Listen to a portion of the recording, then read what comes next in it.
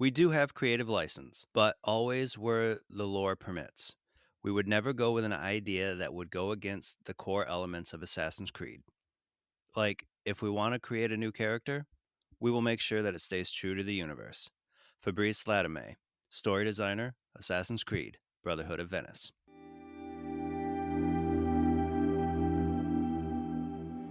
Hello, and welcome to Visions of the Past. My name is Andrew, and I'm the host of this Assassin's Creed lore podcast.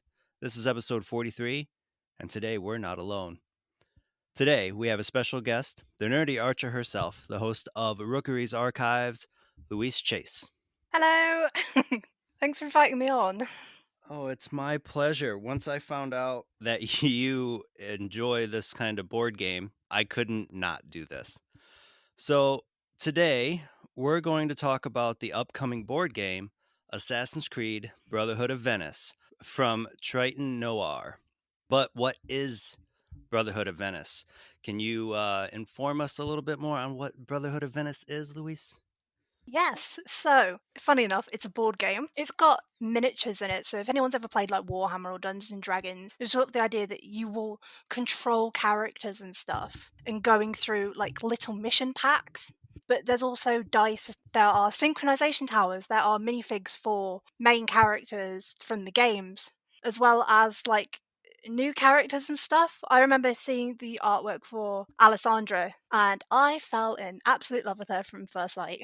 And there's like loads of different missions. There's enemies from horsemen to brutes. There are DLC packs coming out, and it's all set in 1509, a small cooperative game. But I believe there's some way you can play it on your own.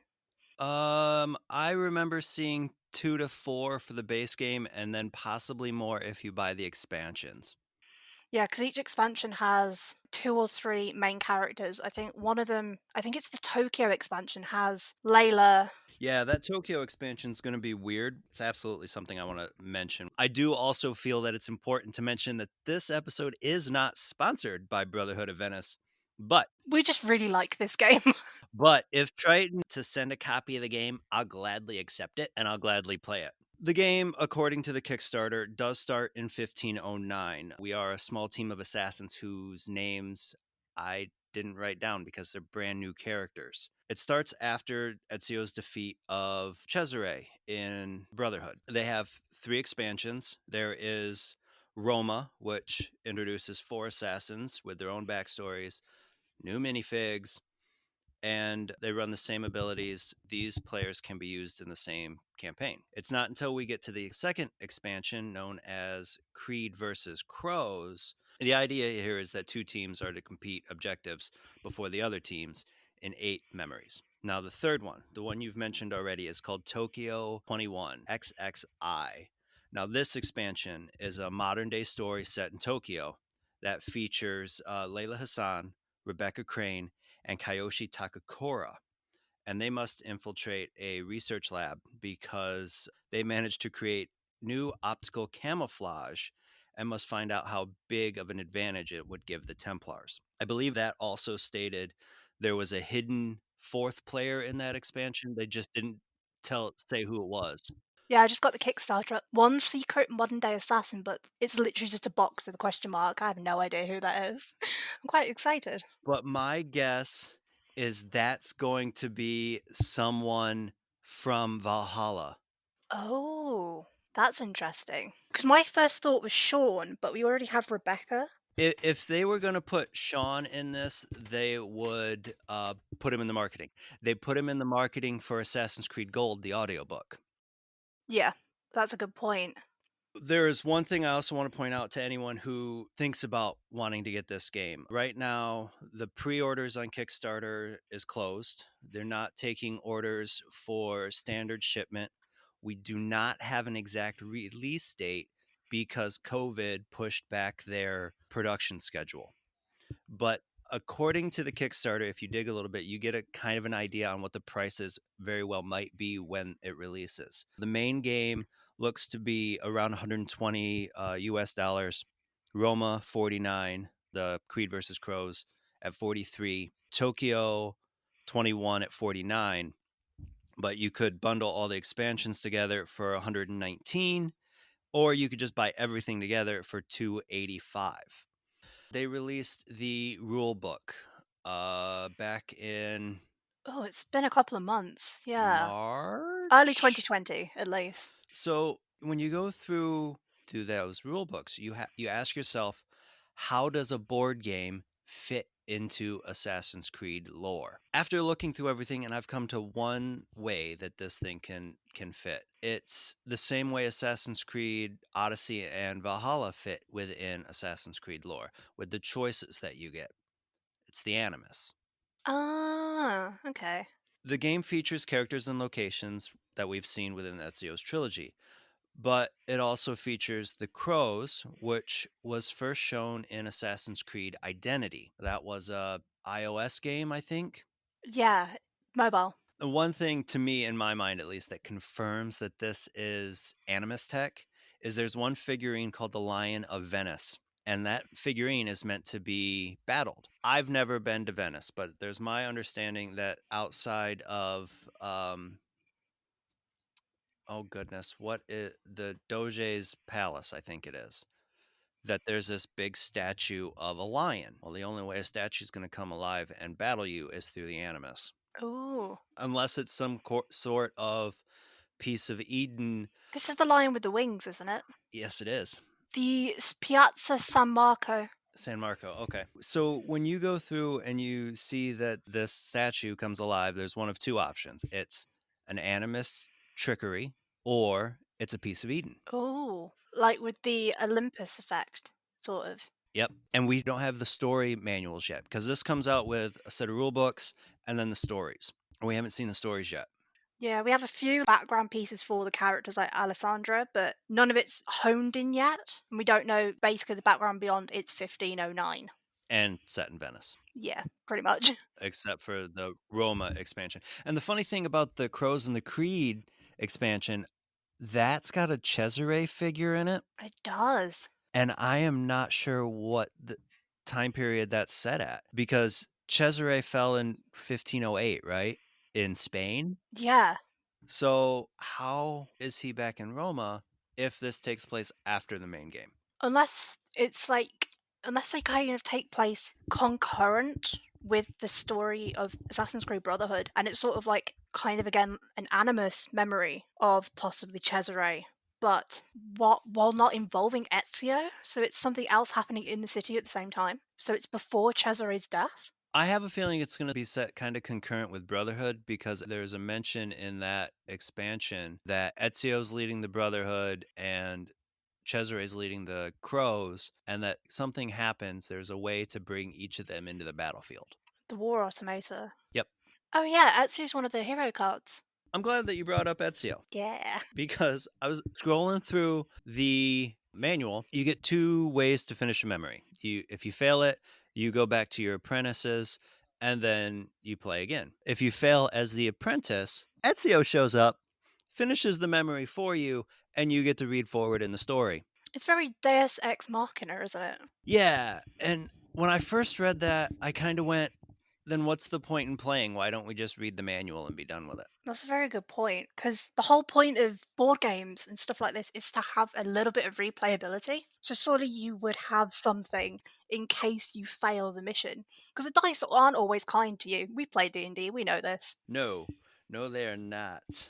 There's 4 unnamed assassins. So the big price for the first one, for the main game, is because there's so many figures. Yeah, I'm just going through it and oh my god. Just looking at like 18 plus memory envelopes, 18 color bases, 50 plus tiles, 26 dice, 4 apprentice boards, 70 plus secret cards, 30 reward cards, reinforcements, equipment. Yeah. That's not even including like the tanks, the rooftops, the synchronizations, the characters, the enemies, things like the lion. Oh god. Somehow or another, Leonardo's tanks show up. And there's also stuff that we don't know because it says 10 plus secret enemies. Yeah. Fast travel locations. Oh god. Yeah. So this game is huge. So I do wonder how big these memories are. And sure, there's replayability because I saw that they have memory constraints, like started in Brotherhood. Oh, yeah. They have those optional things for like killing so many guards with your hidden blades, not being detected. And there's one thing I want to mention there. We talked about fail and then Ezio showing up. One of the ways you can fail is if there are so many guards on the map that the next turn comes by with reinforcements and you don't have enough pieces to put all the guards out. You automatically fail. When you fail spectacularly. Yeah, absolutely. I know that's kind of a fail, but I kind of want to aim for that. Just how badly do you have to screw up to get all the pieces possible on the board when it's like 60 and not die? Yeah. And then they had a large tower that was an extra minifig that you could purchase. And I'm not sure why you need an extra tower when they come with towers for because you have to start the missions by syncing a viewpoint. Yeah, because it's not listed as a viewpoint, it's something completely different. Unless it's just a bonus location for different layouts and levels of the map. Maybe even, I don't know, more secret chests or something in there? Lore information? Maybe it gives you a secret card in the box. Yeah, I mean, there's so much in this game that we don't know, but we have a good idea on how it ties into the lore, though. We just don't know like the intricacies of the story and how it fits into Yeah. 1509. This is 2 years before Ezio goes to Constantinople and goes to Masaev. Hmm. In your opinion, how are they going to tie in the modern day expansion? How does that going to work? Oh, that's a very good question. One that I actually didn't consider. Think of this for a second. Layla's in this. If this comes out after Valhalla, Layla's not gonna die. Oh, yeah, she has the star still, right? So far, but we don't know the story in Valhalla. But I'm Hmm. assuming that since it's Tokyo 21, it takes place in 2021 in Tokyo. And since I think AC3, every game modern story bit has taken place in the year the game was released. So like Syndicate's opening has the date of the game came out, which was October 23rd, 2015. The Ezio trilogy and everything to do with Desmond was basically I think from September to the 12th of December 2012. When we bring up Layla, we see her in Origins in 2017 and Odyssey. They're dated 2018. So I'm expecting to see emails from Layla in 2020, not just 2020, 2019. 2019. I kind of expect backup. Like we got a little bit of the modern day story with Gold. So we get an idea of Gavin and Aaliyah and Michelle going after. The Altair 2 crew and stuff, yeah. Yep. And Gavin makes a comment that the only animus they have left is in Tokyo. Oh. That's intriguing. So I won't be surprised if the modern day of Valhalla starts or ends in Japan. Yeah, because we don't know what's going on with the modern day story yet. We only know that it's Layla again. It's Layla, and there's something to do with bringing her into 9th century England to do animus glyph puzzle climbing things. Yeah, because that could basically start anywhere, as like Odyssey, set in Greece, Peloponnesian Greece. But one of the first modern day segments we get is her on the banks of the Thames in London. And they moved around a lot. Yeah, if we have a modern day story with Layla. Kyoshi, Rebecca, and Layla, those three are most likely going to make it through Valhalla. Because we know Rebecca Crane's alive. Because at the end of Syndicate, nobody knew she was alive. But I think later glyphs you could pick up, little helix bits, confirms that she's stable. Yep, that story is for most casual players a dangling thread. A 5-year dangling thread. Kyoshi was in Odyssey. He's one of your lookouts. Yeah. There's precedents and easy storylines that you can connect the dots here. But I'm going to be honest, I wish we had Claudia in it Yes. because she's essentially the leader when Ezio goes to Constantinople. She essentially takes over de facto. and takes over after he leaves the order for a couple months until they find a permanent mentor. Yeah, and we don't know what Claudia does pretty much the entire time. You know she gets married and that's it. Yeah. It's a very ham-fisted way of tying off an end. Like, oh yeah, she gets married, but 'Cause what? What does she do? so here's my thinking. You said if they really wanted to expand the universe and not just go, oh, Ezio's very popular, he's in this game. They could set it while Ezio's in Constantinople, because you're only 2 years before that, Mm. and say this is something that Claudia is doing as she's the leader because she's got to lead the whole Italian state, not just the city of Rome. They could do it as a way of introducing more lore surrounding characters in periods that we don't know. Oh, yeah, absolutely. So, like with Claudia, but also we have if it's in Spain, arguably. There's no telling what they could do with going to Spain and seeing Aguilar because he's in at this time too, 1492. Yeah, that's my point. 1492. What happens after Maria dies? What happens when he sets Christopher Columbus off with the Apple of Eden? Why didn't Ezio meet him when they were both active at the same time? They could easily make another Spanish expansion. You're jumping to the modern day, so you can jump to any location through the story. You can do anything. You can give us as much as it would make people mad, just like ending Juno's life in a comic made people mad. You could make Roman Republic with Aya, the Roman expansion into Britannia. Yeah, Claudius and the Julius Caesar campaigns. Caesar came twice and failed. And you can recanonize the Roman Brotherhood, the Circus Liberis, from the first series of French comics. Oh yeah, that's a very good point. Because there's so much in the comics that is wonderful information and world build,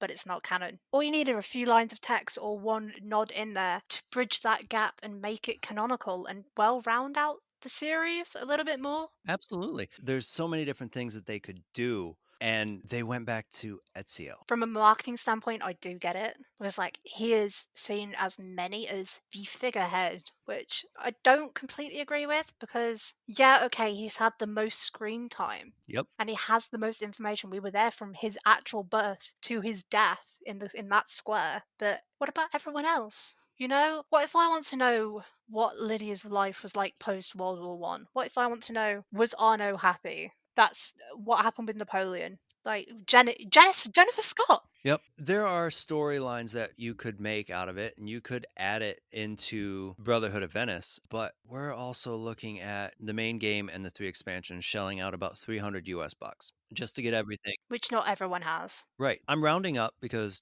if you're not into a minifig game, you got to buy paint, you got to buy brushes. Sure, you could leave them as gray, but why? It's not always as appealing. I know some people like that, but no, I would want them colourful. Me too. And when you look at the assassins, they need that red, they need that white. There's so much that they can do with Brotherhood of Venice, though. I just don't see wanting to drop another $50 for an expansion pack when a comic or a novel will do just as fine. Bring this back to the rules PDF that you sent me. And like it's so detailed. There's little pieces of information about alert states and stuff, but also kind of pieces of lore in it as well. Like you could arguably just have this as like a small short story to add in, or just have this as the events of a short story. Saves people probably 90% of the price of buying this. $30 as opposed to 300. Like, I get you're making a minifig game, and those games are not cheap because of all the plastic that goes into it. You got this one in particular with Kickstarter, you have to create the molds. Everything is brand new, but I get that's why they went with the most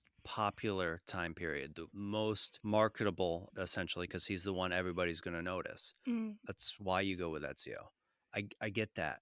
But from a narrative standpoint, we know so much of Ezio's life that It's been done. There's so much more you could explore. yep. Like, I would have been okay with here's a little Ezio figure. He's going to be at the beginning of the story. Oh, he's disappeared because he's gone away because he found a letter. Now you deal with his sister. Yeah, that would have been so much because there's so much we don't know about Claudia. It would have been like, how does she deal? Does she go traveling? Probably not because she is il mentore. And through her life, she spent most of her time behind a desk. I'm quite interested with the assassin and the apprentice cards because you've got the 4 apprentices. I think it's Alessandra, Claudio, Daria, and Bastiano. They're all sort of different. My understanding of the reading is that the 4 assassin novices are no name novice guys. And then you get those 4 masters. Because each one has a bit of a backstory that we know. Like, I think from the version of Alessandra's that I read, because she's the one that I've read the most often because I'm seriously considering making her coat. I love that outfit. I would wear that. There's one version of it where she's Christina's daughter, Christina Vespucci. And when she's about 14 years old, I think after her father's died or something's happened to her parents, Oh, she is taken or kidnapped by Templars or Templar affiliated enemies, and they burn out her tongue. So she is mute. And her sort of kind of combat style is like a battle language, from what I read. now this is one of the assassins in the main story or Roma? Main story. It's one of the four main ones you get. Okay. She's supposed to be a daughter of Ezio's ex-love interest? Yes, or at least in that version. I don't know if they'll change it in the final thing. Those two died during the Bonfire of the Vanities, Mm. or at least the mother did, because that's one of the repressed missions in Brotherhood. But what I'm thinking is obviously each figure is individual. They're all unique, but they're all assassins. But And do they have different techniques? Is there something special about them that that's what I'm thinking. I wonder if, like, each person would have bonuses to, like, say, Bastiano has, because he looks more like a typical rogue figure from D&D. Does he have bonuses to doing assassinations? Is one of them better at using firearms in an instant? Is one better at parkour and free running? Like, is there a benefit? yeah, because we really don't have any of that information. Yeah. Is there a benefit of using different characters to replay a memory? Or do we have to use two, three, four to complete it? And if that's in the main rule, I didn't see it. Because there's character cards that come with it. So what if that information is sort of like a biography, or they have these little pieces on the back as little playing finesse, not finesse, what's the word? Like a little bit of flavor to change how you play the game. So, yeah, you have a favorite character and you played it this way, but if you and your friend want to replay it, maybe use a different character, change your playstyle a bit. How would this work with X person instead of Y? That would make replaying it worth it because right now, with just looking at the price, you kind of go, but am I going to do it more than once? Yeah. I get the idea of wanting to make the players play more often, but there is one thing, speaking of the rules, was what they call their golden rule, the rule number 0. Situation in the game is not explicit. The players decide what to do. So even if the cards say move one guard to a close square, you can move that guard to any square that is close. So it's like it doesn't specifically tell you what to do, but it gives you that leeway to want to play again based on how you choose to play. But the big thing that brings me into games like Brotherhood of Venice and Dungeons and Dragons is the role playing aspect. You have to know your character.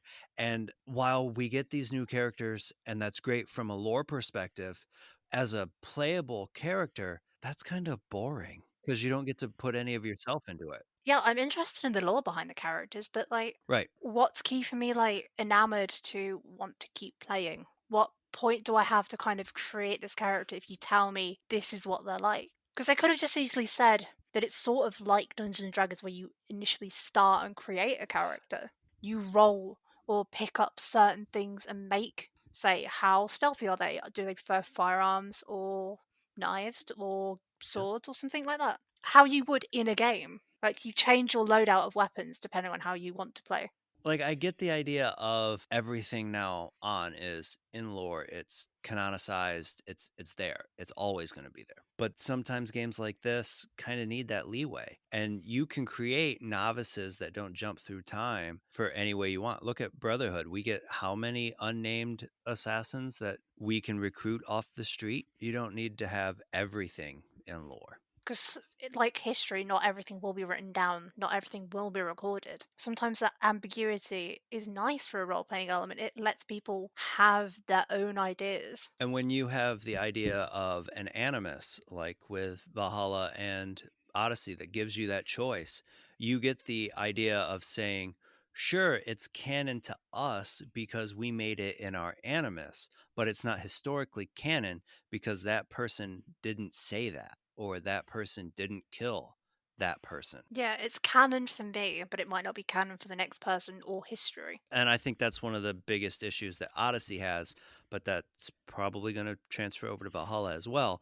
And that's a whole nother hour and a half that we could probably sit and talk about. Yeah. I'm still quite interested in see how this is going to look as a final piece. Because it's still obviously not complete yet. It's not out. Yeah, I don't know what their manufacturing percentage is right now. Things might change. I mean, the rules probably did change at least a little bit, and we've not seen any of the memory pamphlets to see what we got. And there's nothing that's saying that with future expansions that they're going to make us buy more minifigs. You can easily make more stories with these characters moving forward. Yeah. You just have to be careful when everything is lore. When is Ezio not in Venice? When is he back to Rome? When is he in Constantinople? Do we have a local bureau leader? Who is that? Buy this one minifig for a couple pounds and be done with it. Yeah. There's ways that you can do it without making it $50 an expansion. But if you're a big publisher, then your story's $50 anyway. So you could probably, thinking about it, because a lot of people play homebrew D&D, they make up their own worlds, and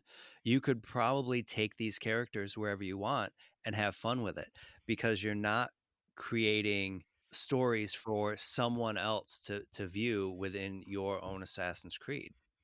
Yeah. There's this opportunity for you to make and develop part of it. You can name these novice characters. Yeah, and I'm pretty sure there's some blank cards in the boxes. So you could, theoretically, if you wanted to keep using them or do like a celebration or kind of want to play, say, in game missions from 2 Brotherhood Revelations in Brotherhood of Venice, you could adapt them to however you wanted with the game set and the minifigs. There's room for replayability if you're creative enough to take action into doing it. You can make stories in Brotherhood of Venice that don't necessarily have to be canon. We've talked throughout about Layla and the expansion for Tokyo and what Valhalla could look like, what Odyssey has looked like, bringing this all together. The one thing that we did not mention, at least so far, is that this story for the Tokyo expansion was co-created with the writing team at Ubisoft. So we're looking at official Ubisoft tie-in to, maybe not official how they want to say it, but it fits directly into the lore. They're going to know before it releases what has happened in Odyssey, what's canonical within Valhalla, and it's going to move forward. This gives tight cohesion with established lore and allows for them to know things that we don't know yet, like an unnamed boxed assassin from the modern day. It's either going to be a new character they introduce in Valhalla, or it's going to end up being Berg. I would quite like it to be Otzoberg, now that you've kind of convinced me in the idea. I want to thank you for joining us today. You can, of course, find new visions of the past episodes every Tuesday. Where can they find you, Luis? You can find me on Twitter at /the nerdy archer. The podcast is on YouTube. It will be linked on the Twitter. New episodes every Sunday, hopefully with a couple of esteemed guests, but mainly just me rambling. The most recent one I recorded was Lydia Fry. I'm also on Discord. I'm probably hanging around loads of the major Assassin's Creed servers. I'm a moderator on the official one. If you have enjoyed this episode and love Visions of the Past, I'd love for you to subscribe, rate, and give a review on Apple Podcasts. If you have any questions about Assassin's Creed or topics that you'd like me to cover, please feel free to hit me up on Twitter and Instagram at visions_AC. And you can find those links in this episode's show notes. Until next time, my assassin friends, make sure to follow the creed. And to those Templars listening, may the Father of Understanding guide you.